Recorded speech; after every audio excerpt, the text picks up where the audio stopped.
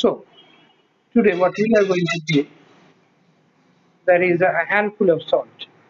What do you know about Gandhiji? Tell me first. Have you ever heard the name Gandhiji? Yes, I think. Yes, yes. And in which way? What are the reasons that you have heard him and you know him? What did he do? Of course, very nice point for his wisdom and his sacrifice for the cause of the country. And his sacrifice for the cause of the country. That is the particular reason we remember him. So, the thing that I would like to say is this story actually chronicles Gandhiji's, I mean, one of his special and one of his most memorable acts, that is his campaign against the salt tax. Now, yes, exactly, Dandi March. See, the moment British they captured India after the Battle of Plassey and after getting the free trade license in 1765 probably. After that, gradually what they did, they destroyed India's handicraft and Indian peoples their ability to produce some things and sell it and earn their livelihood by doing so. They gradually destroyed it. Why did they do so? Only then Indians will be forced to buy foreign goods and they will have a better market in India. So uh, all of their I mean intention was to destroy India's handicraft and its market and supplant it with foreign market. Make India a very uh, prosperous demand for foreign clothes and foreign items and foreign goods, a better market for foreign articles. That was what their intention, to loot and plunder as many things as they can from India. Okay, that was what their intention. That's what they did actually. So now there were most of the Indians, I mean the majority of the Indian people, they were poor and they didn't have provision to earn their livelihood every day. They used to somehow they used to manage their livelihood. They used to live by hand from mouth like that one. So for most of the Indians, sometimes this salt was the only thing with which they can satisfy their hunger with the inclusion of some rice, somehow which they may gathered. Salt and rice, that was their staple food, most of the Indians. So now these people, British, they understood that if Indians continue to make salt themselves, then how are we supposed to get profit from it? So they also understood that salt was something which was the basic need for most of the Indians. So they took that opportunity and they imposed tax on salt. So those Indians who had much, and of course those who didn't have much, barely have anything to buy, to part, to share as a tax, they were its worst victims. Now people started starving. For Gandhiji, that was really very painful. He understood the severity of the situation and he took action. Now, his actions and all the actions which he took, there is a speciality in it. What is it? That was how he arranged it. He did not go direct clash and violent attack against the British. Rather, he arranged it in a way that outwardly it seemed non-violent without attacking the British personnel physically, but still voicing your protest in a more effective way. That's what he did. And that is the thing which is chronicled here in this story. And we will learn how Gandhiji was so successful in his attempt to voice his protest against the British injustices. Whereas other his contemporary leaders they failed in their way, but he was successful because he had certain methods which were so effective. This is one such method which is discussed here in our book, in your book, and the story The Handful of Salt. So simple a thing, salt, so simple a thing, but still it is so effective. And how Gandhiji transformed such a simple thing into something which is so effective, that is the magic, that is the charismatic quality which he had, that he could pull the uh, public so easily, and the spectacular processions which he arranged 1920, 1930, 42, and all these years, that is something which was really awe-inspiring. We feel baffled at his ability to pull the masses, that charismatic quality which he had. Of course, he earned it because he lived a simple life, a life of austere, an ascetic, I should say, an austere life or an ascetic life he lived. He used to barely wear anything except khadi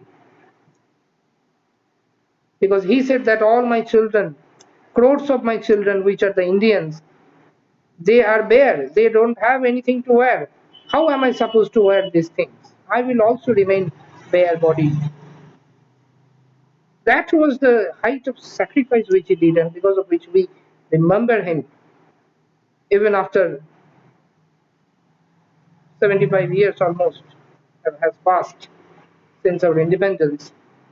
We are still remembering him. That these are the reasons. So let's read the text and let's see how this is. Some one of you, please read the text. Let me hear today from you, not from me.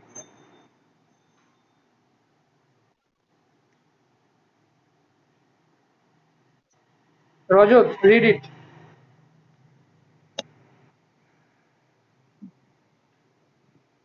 Rajat, read it. First para we will read. There are two boys.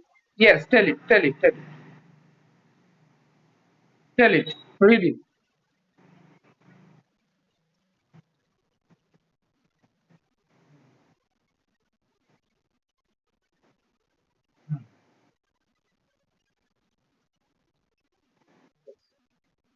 Yes, yes.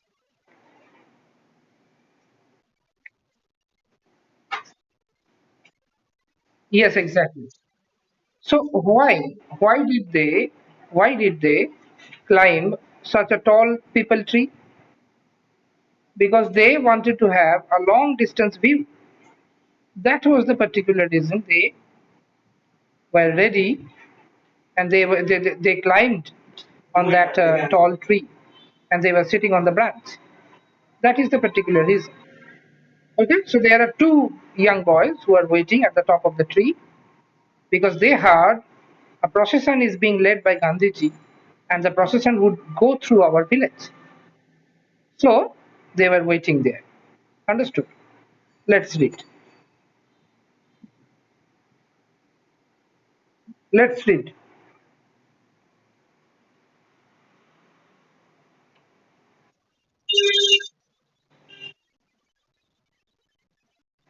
Yes,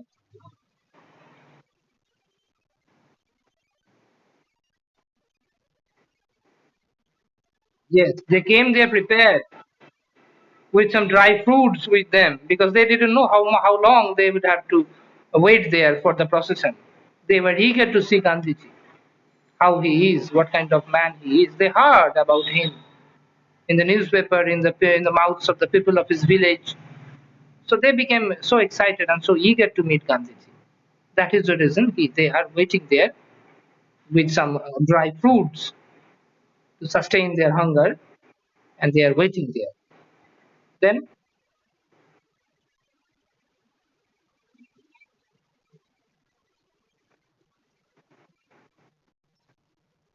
Exactly.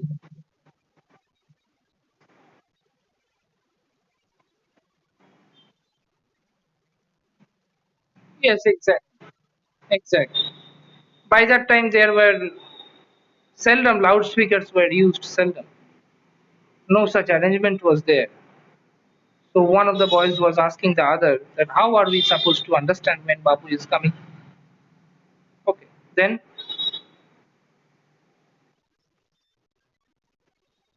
hmm, exactly. So the folk theatre in Bengal it is called Jatra, and in UP it is called Notaki. So they are telling Babu that so one of the boys is telling the other that why do you think that there would be any kind of beating of drums, dance, or other things which are found in a Nautanki show will be there in the procession of Bapu? How do you think it? Is it a Nautanki show? No.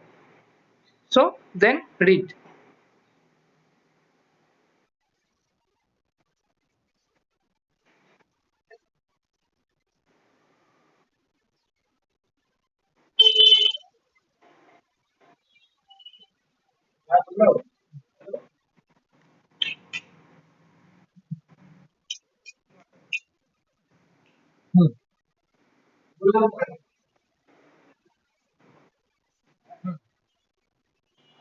Yes, exactly, exactly. So the scene was beautiful. So the scene was beautiful. There was a serpentine village road. Everywhere there was a bucolic setting. As far as your eyes can see, there was greenery. And there was a river that went through that area as if a painter has drawn a silvery path over that green landscape. And now these two young boys they are sitting at the top of a tree on a branch waiting for Bapu's procession. Okay? Very nice thing it is. Then tell me.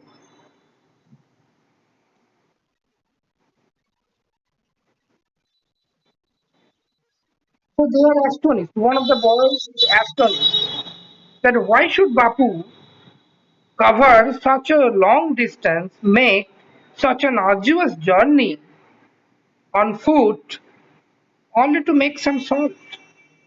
Why is it so? What is the need for that? We have seen Bapu doing so many other things, like in 1920 he burnt all the foreign clothes and foreign items, made a bonfire of it. That was quite meaningful for us because if we do not use them, the articles prepared by Indians will be sold. They will be benefited. So that was justified. But covering such a long distance on foot and after that make only some handful of salt, will it going to make any difference? That's why one of the boys is so many, I mean, so much astonished that why Babu is doing all these things. Then tell.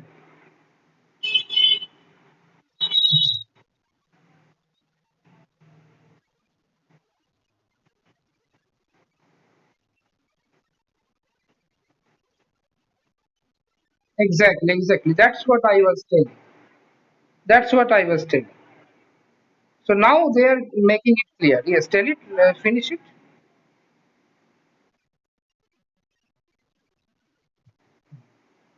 So British, they made a law and they arranged that no Indian will be permitted to make salt from the seawater, which is free. Seawater is not provided by the British, but they are still considering it to be their ancestral property. That is why they said that any person in India preparing a salt without paying a certain amount of tax will be prosecuted, will be booked, and will be fined. Then, so that's how British people they made their laws so much hostile, so much. brutal that most of the Indian people they had to suffer, whereas the European people they didn't have to suffer like that. So there was complete discrimination of the British government regarding Indian people and European people. That's what they continued to do till the last moment when they left India. That was what their motto, to divide the Indian people, to deprive the Indian people, to plunder Indian wealth, and all the catch which they have, sent it back to England. Every single brick in England was made out of the wealth which was plundered by the British from different colonies. Remember this thing. So that's how the whole thing is going on. I hope you will revise the chapter. I have already sent you the answers, but we will wait till we finish the whole chapter. Next day, I will try to finish the whole thing. And I hope the moment you feel or face any kind of problem regarding reading this chapter, you will contact me. Don't hesitate contacting me. I will be here 24 into 7 to give you to clear your doubts. Okay, so that's all for today, students. I'm leaving the class. Ta-da.